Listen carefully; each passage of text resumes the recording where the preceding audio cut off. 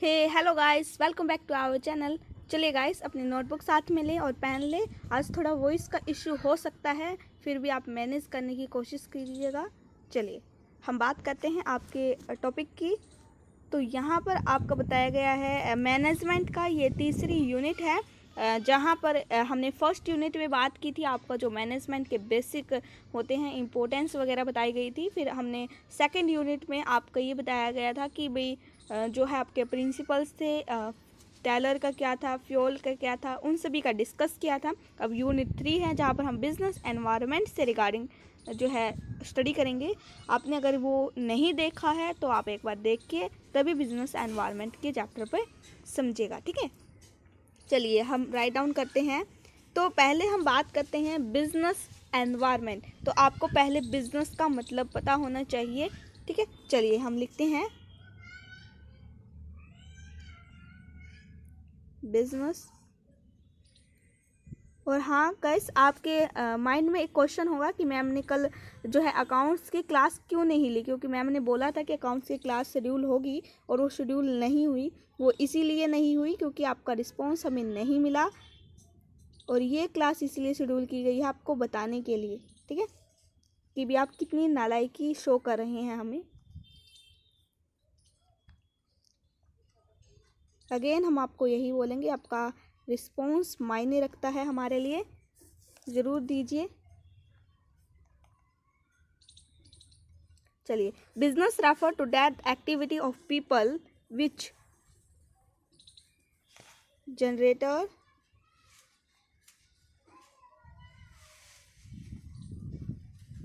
Generate लिख लो, ठीक है, वो सही लगेगा। Funds as profit for them. ये बोला गया इसमें कि जो बिजनेस है वो रेफर करता है कि ये सभी एक्टिविटी पीपल की, लोगों की या कम्युनिटी की, ठीक है, वो कुछ ऐसी एक्टिविटी के करें जिससे कि जो हमारा फंड है वो तो बढ़े ही बढ़े, फंड इंक्रीज हो। और फिर फंड इंक्रीज होने के साथ साथ में उन्हें क्या मिले, प्रॉफिट मिले, प्रॉफिट बिल्ड होगा। तो उसे जो है बिजनेस का टर्म दिया गया है। जो ऐसे वर्क करते हैं उसे हम बिजनेस कहते हैं, ठीक है। चलिए, आपको इजीली समझ में आया होगा हमने क्या बताया है। अब हम बात करते हैं बिजनेस एनवायरनमेंट की। एनवायरनमेंट तो आपको पता है कि क्या होता है, और यानी कि जो हमारे आसपास का वातावरण है उसके बारे में यहाँ पर स्टडी होती है। एक आपका सेपरेट हमने जो है प्लेलिस्ट भी बनाई थी जो बिजनेस एनवायरनमेंट से रिगार्डिंग था, जहाँ पर बेसिक कंसेप्ट्स थे। और बेसिकली सभी को पता होना चाहिए, चाहे वो आपके सिलेबस में है या नहीं है। लेकिन देखिएगा आप, अगर आपके पास टाइम हो तो एक बार उस वीडियो को देख लेगा, ठीक है। वहाँ पर हमने पूरा बताया कि वाटर पोल्यूशन क्या है, एयर पोल्यूशन क्या है उसमें। पर हाँ, कुछ वीडियोस रह गई हैं बाकी, और हम देखेंगे इस पीरियड में, अगर कर पाए तो उनको अपलोड, ठीक है। अब हम बात करते हैं कि बिजनेस एनवायरनमेंट होता क्या है। एक second.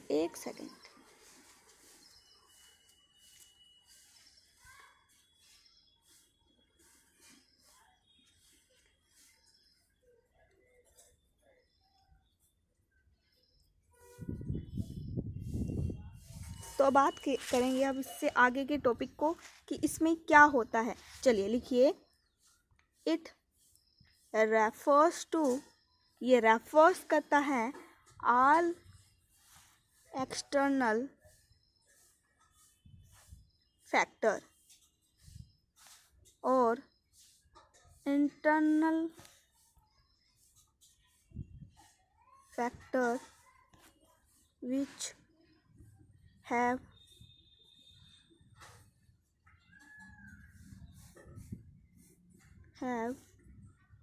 bearing on the functioning of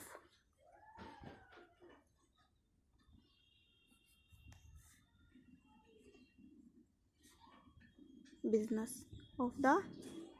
business, ठीक है गाइस, लिख लिया होगा आपने। चलिए ये बात करते हैं इसमें कि it refers to all external. इसमें बोला गया है कि सभी एक्सटर्नल फैक्टर्स, जो भी आपके एक्सटर्नल फैक्टर्स हैं या इंटरनल फैक्टर है, आप बोलोगे मैम इंटरनल फैक्टर्स क्या हैं, एक्सटर्नल फैक्टर्स क्या हैं, यानी कि इसके बारे में हम अभी पढ़ेंगे कि क्या होते हैं एक्सटर्नल फैक्टर, इंटरनल फैक्टर, लेकिन फिर भी आपको एक ओवरव्यू दे देते हैं कि क्या होता है बेसिकली ये इंटरनल फैक्टर और एक्सटर्नल फैक्टर। ठीक है, इंटरनल फैक्टर ये है कि किसी भी बिजनेस के अंडर, ठीक है, जैसे कि इंटरनल वे में हम बोलेंगे प्रोडक्शन है आपका, और ठीक है ये सभी चीज़ें जो इन्फ्लुएंस होती है, प्राइसेस वगैरह हैं। और एक्सटर्नल में आप ये बोलेंगे कि टेक्नोलॉजी के बेसिस पर है, या हमारा जो है कंपटीटर्स हैं उन्होंने हमारे बिजनेस को प्रभावित किया है। तो ये कुछ ऐसे फैक्टर्स हैं जो डिपेंड है which have bearing on the functioning of business, के जो सभी चीज़ें आपके जो है आपका बिजनेस है वो सहता है। ठीक है, उसी को सहना पड़ेगा कि इंटरनल हो रहा है या एक्सटर्नल फैक्टर हैं जो भी हैं, उसी के बेसिस पर जो है आपका जो बिजनेस डिपेंड करता है, और इसी के बारे में हम बात करेंगे। चलिए अब हम आपकी बेसिकली कंसेप्ट की बात कर लेंगे कि कंसेप्ट बेसिकली होता क्या है इसमें। चलिए लिखिए। तो उससे पहले गाइस हम आपका एक डेफिनेशंस रह गई वो बताना है। चलिए लिखिए, डेफिनेशंस लिखो पहले, क्योंकि डेफिनेशन पता होगी तो फिर आपको इजीली फाइंड आउट कर सकते हैं आप। लिखिए, अकॉर्डिंग टू के डेविस, ठीक है, aggregate of all condition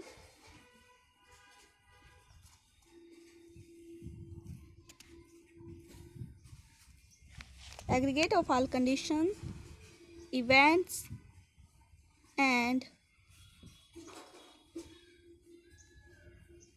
influences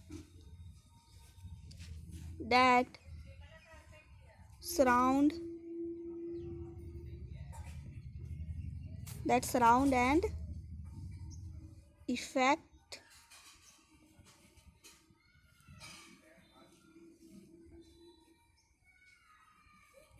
this business. इनके द्वारा कहा गया है, तो इसका मतलब ये रहा कि सभी मिलाकर एक ऐसा कंडीशंस क्रिएट हो जाना, कुछ ऐसे इवेंट कह सकते हैं हम, कुछ ऐसे क्षण या पल, ठीक है, बोल सकते हैं हम। अब आप स्टडी करें तो आपका एक ये इवेंट है, ठीक है, ये बोल देंगे। या इन्फ्लुएंसेस, कि वो इन्फ्लुएंस हो रहे हैं, प्रभावित हो रहे हैं, चाहे वो एक्सटर्नल फैक्टर्स क्यों ना हो, चाहे इंटरनल ही क्यों ना हो, हमारे आसपास के वातावरण से और हमारा बिजनेस जो है प्रभावित हो रहा है, तो उसी के बारे में बात की गई है। वो आपका क्या कहलाएगा, बिजनेस एनवायरनमेंट कहलाएगा। ठीक है, चलिए तो इसमें हम कंसेप्ट की बात कर रहे थे, उसको राइट डाउन करते हैं। तो बेसिकली हमने आपको ये बताया था कि ये रेफर करता है एक्सटर्नल सोर्सेस वगैरह। चलो पहले लिखते हैं। इट रेफर्स टू द, ये रेफर करता है जो एक्सटर्नल सोर्सेस है ना आपके, which have external sources which have an influences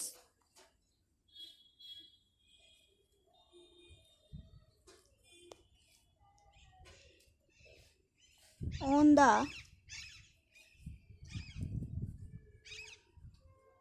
functioning of business labor। ये बोला गया है कि जो आपका एक्सटर्नल सोर्सेस हैं वो अगर आपके फंक्शनिंग पर इन्फ्लुएंस करते हैं तो हम उसे बिजनेस लाइबर बोलते हैं। अगर इन अंडरस्टैंडिंग बोले, अगर आपके अंडरस्टैंडिंग के लिए अगर हम बताएं,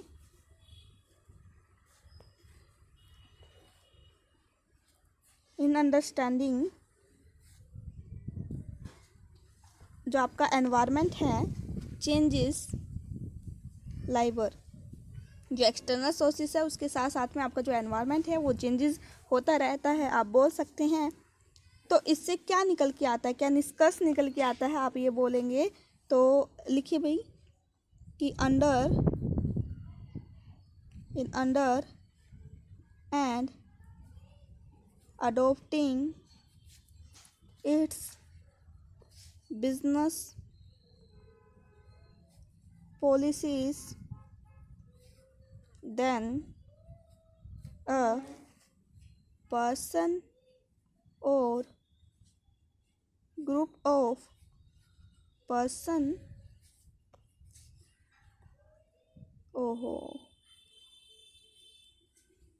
एक सेकेंड गाइस,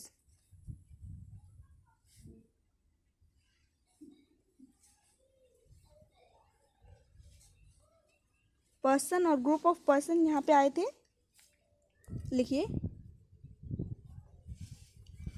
properly organized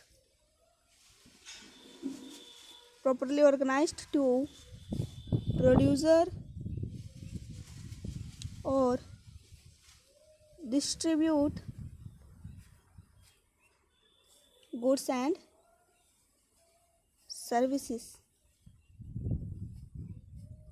देखिए गाइस, इसमें ये बताया गया है कि जो आपका बिजनेस एनवायरनमेंट है उसमें क्या होगा, हम पॉलिसीज़ को अडॉप्ट कर सकते हैं। इसके अंदर जो भी बिजनेस की पॉलिसीज़ वगैरह होंगी, कौन करेगा अडॉप्ट, ग्रुप ऑफ पर्सन करेंगे या कोई भी पर्सन करेगा जो बिजनेस ऑर्गेनाइज कर रहा है, ठीक है। प्रॉपरली वो ऑर्गेनाइज करेगा, प्रोड्यूस करेगा और डिस्ट्रीब्यूट करेगा गुड्स और सर्विसेज को। तो इसके बारे में बात की गई है। तो ये एक बेसिकली कंसेप्ट को बिल्डअप करने के लिए हमने ये राइट डाउन किया। ठीक है गाइस, आपको ये समझ में आ गया होगा। तो अब हम बात करेंगे, आपका एक टॉपिक है इम्पोर्टेंस ऑफ बिजनेस एनवायरनमेंट। एक सेकेंड, स्क्रीन को भी ना, चलिए लिखिए क्या है इम्पोर्टेंस ऑफ बिजनेस एनवायरनमेंट। चलिए, पहला पॉइंट है हेल्प्स इन, रुको फेमिंग पॉलिसीज, रुको एक बार रुको भाई,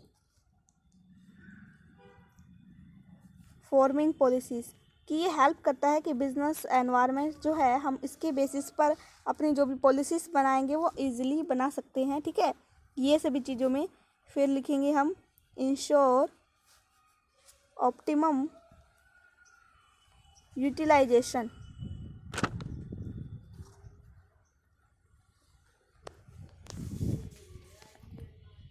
और थर्ड पॉइंट की बात करें इसमें अगर हम गाइस, तो थर्ड पॉइंट आपका रहेगा टू एनालिसिस कंपटीटर स्ट्रैटेजीज। ठीक है, नाम से पता लग रहा होगा आपको, लेकिन इसके बारे में बताएंगे। रुको एक बार राइट डाउन कर लो आप साथ ही साथ। टू अंडरस्टैंड इकोनॉमिक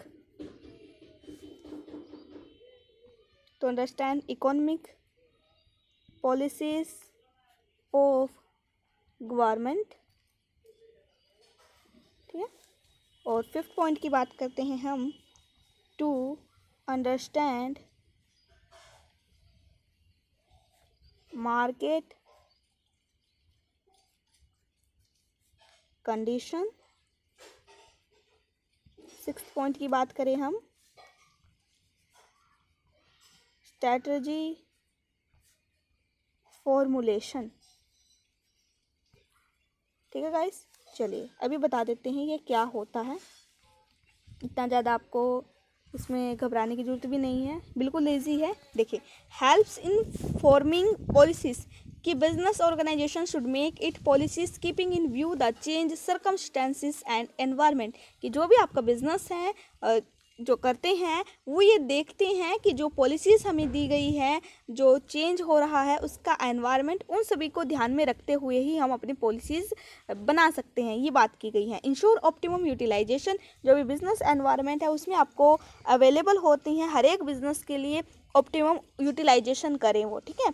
फिर है to analysis competitor strategies by the business environment की स्टडी करने के साथ साथ आप ये जानने के लिए एबल हो जाएंगे कि जो स्ट्रेटजीज है आपके कंपटीटर वो क्या स्ट्रेटजीज लगा रहे हैं, और आप इफ़ेक्टिव प्लान बना सकते हैं उनको फेस करने के लिए। अगर ये नहीं होगा तो आप इफ़ेक्टिव प्लान भी नहीं बना सकते और आप अपने कॉम्पिटिटर को बीट भी नहीं कर सकते, ठीक है। तो ये एक मेन रोल प्ले करेगा बिजनेस के वे में। अब बात करते हैं to understand economic policies of government. ये हेल्प करता है कि आपकी various policies of government like export की है, इंपोर्ट की है, टैक्सेशन है, जीएसटी बोल सकते हैं, policies affect to the business, कि जो भी अगर कई बार ऐसा होता है कि टैक्स के रिटर्न हाई हो गए, टैक्स के रेट ज़्यादा हो गए, तो उससे जो है आपके बिजनेस पर इफेक्ट पड़ता है। तो ये एक मेन रोल प्ले करेगा जिससे कि आपको ये पता लगेगा कि बिजनेस कितना इफेक्ट हो रहा है, हमें किस प्रकार की जो है पॉलिसीज़ को फॉर्मुलेट करना है, कितना हमें और प्रॉफिट को अर्न करना है, ये सभी चीज़ें ये आपके हेल्प करेगा जानने में। फिर है टू अंडरस्टैंड मार्केट कंडीशन। ये बोल रहे हैं कोई भी बिजनेस है वो कंप्लीट तभी मानेंगे हम कि जब वो मार्केट की कंडीशंस को फॉलो करता है, जो ज़रूरी है। सभी कंडीशंस को अगर कोई बिजनेस फॉलो करेगा तभी हम मानेंगे कि हाँ भाई वो बिजनेस कर रहा है, ठीक है। एक भी अगर फॉलो नहीं की तो वो मार्केट की कंडीशंस के हिसाब से वो हम नहीं कहेंगे कि वो बिजनेस कर रहा है अच्छे से, ठीक है। मानेंगे ही नहीं कि कंप्लीट है वो बिजनेस, चाहे वो आपका कस्टमर्स के क्वालिटीज़ की बात हो या आपके एनवायरनमेंट के बेसिस पर है कि भाई कितना जो भी वो प्रोडक्ट बना रहे हैं वो एनवायरनमेंट फ्रेंडली है या नहीं है। ये सभी चीज़ें कुछ पॉइंट्स हैं, उनको फोकस रखना होता है अपने प्रोडक्ट को जो भी मार्केट में उतारते हैं, ठीक है, बिजनेसमैन, उसकी बात की गई है। फिर 6th पॉइंट है आपका स्ट्रेटजी फॉर्मुलेशन। जो बिजनेस एनवायरनमेंट है वो हेल्प करता है कि आप अपनी स्ट्रेटजीज हैं वो डेवलप कर सकें। Long term policy of the firm, कि लंबे समय तक अगर आपको बिजनेस को चलाना है तो उसके लिए आपकी पॉलिसीज़ होनी चाहिए, कुछ आपके रूल रेगुलेशंस होनी चाहिए जिसके बेसिस पर आप अपने बिजनेस को रन आउट करोगे, ठीक है। और वो कैसे करोगे? आप बिजनेस एनवायरनमेंट की स्टडी कर उसको समझ कर कि आपको क्या चीज़ें अपने बिजनेस में इम्प्लीमेंट करनी है, क्या नहीं करनी है, किससे कितना आपको प्रॉफिट हो सकता है, किससे कितना ज़्यादा लॉस हो सकता है, कितना खतरे में आपको बिजनेस जा सकता है, ये सभी चीज़ों में ये आपका क्या करेगा, हेल्प करेगा। तो ये इंपॉर्टेंस है आपके बिजनेस एनवायरनमेंट की, और यहाँ पर आपका ये टॉपिक जो है कंप्लीट होगा बिजनेस एनवायरनमेंट का। तो अब हम आगे बात करेंगे कंपोनेंट्स ऑफ बिजनेस एनवायरनमेंट, ठीक है। चलिए गाइस, राइट डाउन करें आपका नया पॉइंट जो है कंपोनेंट। आप बोलोगे मैम ये तो टॉपिक नहीं है भाई, आपको इसके बारे में पता होना चाहिए ये क्या होता है, ठीक है। चलिए लिखिए,